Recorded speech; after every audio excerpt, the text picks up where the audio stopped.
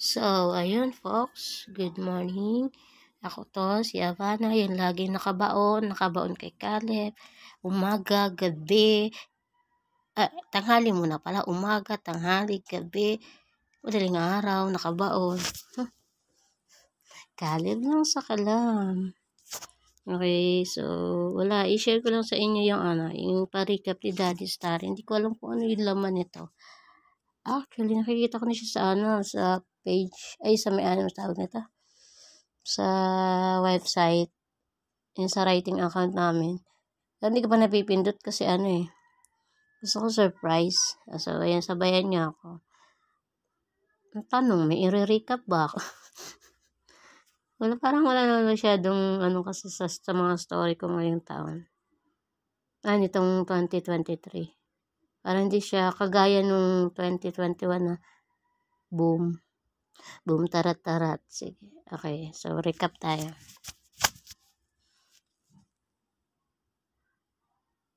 Get ready daw. Excited yung libro na bumukas. May pa-sound effect si Lolo si Daddy Starry. So, basahin natin. I-off ko lang tong music kasi baka copyright tayo. So, hi daw. It has been 1,182 days since you joined the Starry writing platform. 1,182 days na pala. So, nag-start pala ako yung itong 10/22, itong October 22, 2020 di pa ako nagsusulat niyan Parang trip ko lang mag-sign up dati. Alam mo na kasi, dati pa to mga dati pa. Basta dati nga. Basta dati pa. I mean, nung high school ako. Nagsusulat na kasi talaga ako sa notebook lang. Tapos, ang tagabasa ko lang nito, si Arian Amor. Ko siya, friend nung high school.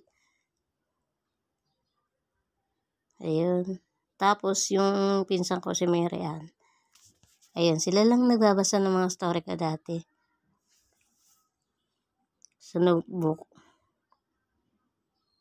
Kaya nung nakita ko yung story, hindi yung naka-dreamy pa to dati. Parang sa dreamy pa yata ako nito nag-sign up. Di ko sure, di ko matandaan. Parang ganun. Kasi iba pa dati, parang hindi pa bukod dati yung website. Parang sa dreamy.com pa lang nag-sign up. Di ko lang sure, parang ganun yata. Kasi parang alam ko sa dreamy lang ako nag-sign up nun Basta yun na yun. Sige. Tapos, ayun daw, October 22, 2020 ako nag-sign up sa Starry. So, in-include pala nila yun. Tapos, ang unang book ko ay My Secretary Owns Me. Alam niyo guys, yung My Secretary Owns Me, inspired yan sa boss ko. Dati kasi wala lang. Ayaw ko nang kwenta. Basta yung usual na mga scene dyan, maliban sa mga sa mga love, yung mga professional na mga nababanggit ko dyan, yung mga ginagawa ko. Actually, ginagawa ko talaga yun dati sa office. Maliban lang sa yung mga romance kasi 'di ba? Alam mo naman tayong Pilipino. Kasi may tsura kasi talaga yung boss namin diyan. Alam niyo naman yung mga Pilipino, yung napaka-ambisyosa, no? Pero yung ambisyoso, hindi naman yung ambisyoso na yung negative, positive tayo. Okay, so, pinapangarap lang natin yung mga boss natin dati, di ba? Parang ganun kasi, yan yun yung My Secretary Owns Me. Hindi ko alam kung bakit ginawa ko rin talaga yan. Ayan, yan yung first book. Inspired lang yun doon. So, ayan lang. Hi, sir. So, ayan. Tapos, ay, may pakla, ay. So, hindi ko pala siya nakompleto yung 365 days. Dami ko palang absent, Naka 234 days lang ako. Tapos, pero ang word count ko, ang dami 793.4K. Ilang ano to? Ilang book? Sino ba mga sinulat ko ngayong taon? BK? Hindi pala si BK. Hindi pala sila hindi kasama na pala kasi dito yung galing sa Good Novel din. Kasi ang alam ko mga sinulat ko sa Starry ngayon, si Chavita, si Ian, tapos ito sila Dana. Sila lang, diba? Parang, naka 700 plus. Siguro sinama dito ngayon kay BK yung nilipat ko. Kaya naging 793.4K words siya. Tapos, and gained the favor of 127K readers. Wow. Ganun. 127K ba yun? Parang hindi naman. Charis. Okay. Every day of recreation holds surprises daw. Talaga. So, ayun. Ayun lang. Ayan, next page tayo. Okay, this year daw, you gain 62.8K followers. Sure ka, Daddy, na naka 62.8K followers ako? Parang hindi naman. Ilan ba ako dati? Kasi, ano ba to? Baka sa book. Ito, sa book. Kasi yung sa account ko, pa lang diba? Wala pang 15 yata yun. Wala pang 15K yata na followers. Baka nga per book to. Yung 62.8K followers. Tapos, 13.8K book comments daw. Sure. Daddy naman nakakalito Overall yata to no? Sige na nga. Tapos, engage with 575 readers. Oo nga, kasi, actually, totoo yung 575 readers. Itong alam ko to, ito yung mga nagko-comment. So, itong mga unique readers lang to. I mean, yung sila lang yung nagpa-participate dun sa comment yata. Parang ganun. Kasi Kasi engagement Parang sa social media lang. Pag clinic mo, engagement na yun. So, pagdating sa, alam ko yun, engagement ang tawag doon. So, ibig sabihin, sa sa comments to. 575 katao lang ang parang ganun yan pagkakaintindi ko. 575 na katao lang yung yung mga nagko-comment. Kahit pa ulit-ulit, counted yan. Pero unique user lang yung 500, kaya 575 readers lang. Totoo naman. Kasi hindi ako maabot nitong taon talaga guys. Hindi siya kagaya ng 2022 na umaabot yung readers ko ng 2K, 3K. Grabe no. Ngayon 500. Siguro sa nung pumasok yung 2023, bira ako ng 1,000 plus na reads sa isang araw. Tapos yung unique readers niya talaga, hindi ako makakalagpas ng 1K. Talagang yun, parang nasa 500 something nga lang talaga. So, unique readers ang nakalagay dito dyan sa Engage with 575. Unique lang yung nilagay nila. Hindi nila sinasama yung mga paulit-ulit na. Kunyari, binuksan mo yung isang story ko, tapos nag-comment ka doon, hindi kasama yon. Yung first comment mo lang. Ngayong taon, sa new book, parang sa book yata to. Baka per book nga to, bahala ka na nga, Daddy. Ang gulo kasing gulo ng balls. Okay, so ayun nga talaga. Emsom talaga yung popular kasi, kaya ko siya nasabi yung popular kasi, siya yung may pinakamataas na reads. Pero hindi siya yung malaki yung, yung kinita.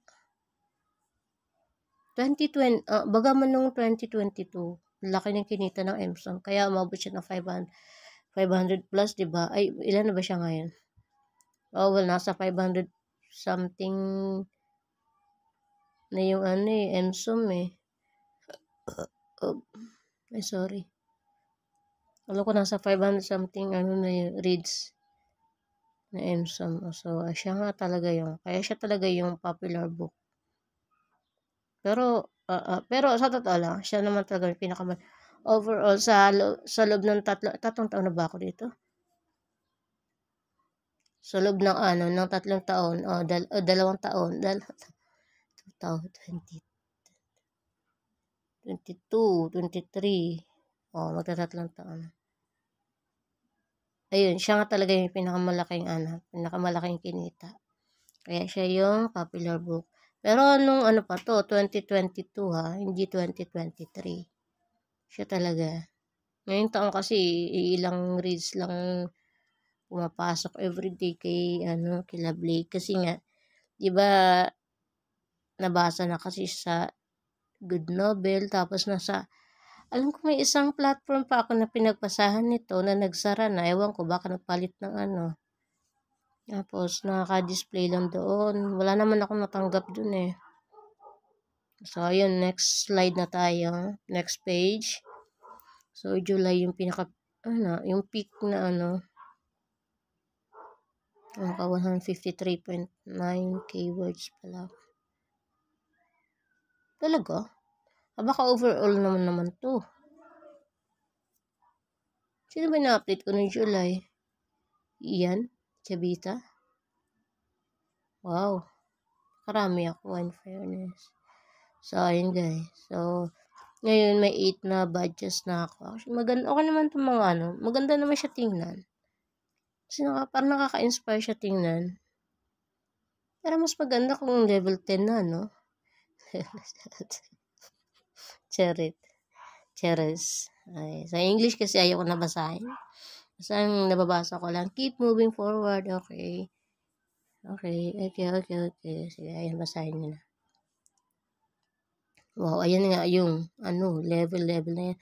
So, ayun, level 8 na ako, guys. So, sana maabot sa level 10, Kaso, parang next year pa yata yung aabot ng level 10 or next year pa kasi ang tagal ng progress ng ng account ko dito sa Starry.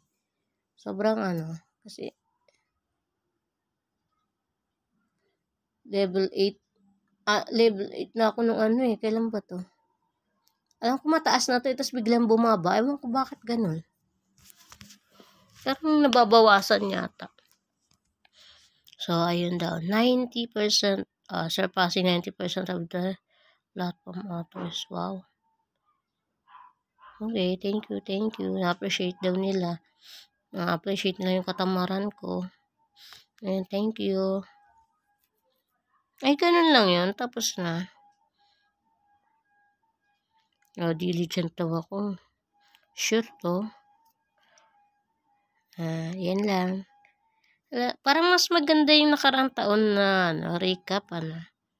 Hihintay ko yung sa Good Novel. Wala pa yun. Parang mas maganda yung nakaraang taon na recap. So, ayun lang guys. Ay, hindi. Pero ipapakita ko pala sa inyo yung level na yan. Ano ba yan? Ayun, eto. So, ayan. Level 8 pa lang ako. Bakit ayaw? Hello. Ayan, may pa spotlight. Parang kukunin na no?